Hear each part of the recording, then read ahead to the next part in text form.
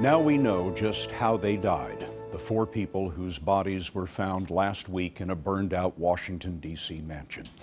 34-year-old Daron Wint was arraigned today on first-degree murder charges.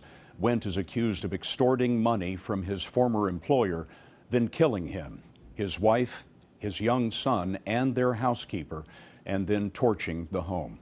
But investigators believe that Wint did not act alone. And Justice correspondent Jeff Pegues begins our coverage. According to the arrest warrant for Daron Wint, 10-year-old Philip Savopoulos died alone in a bedroom on the second floor of his family's Washington, D.C. home. Injuries listed in the court documents suggest he was stabbed and burned by a fire that started in the room.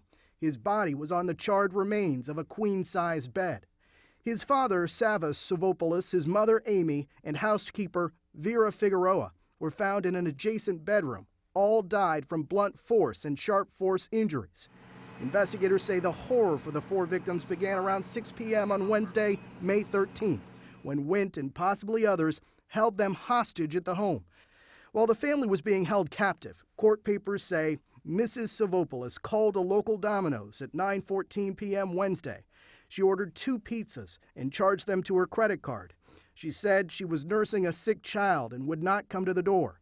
She asked the driver to place the 2 pizzas on the front porch, ring the doorbell, and leave.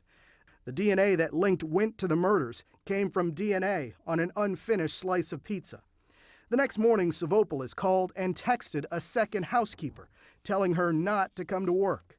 Mr. Savopoulos called business associates at his company, American Iron Works.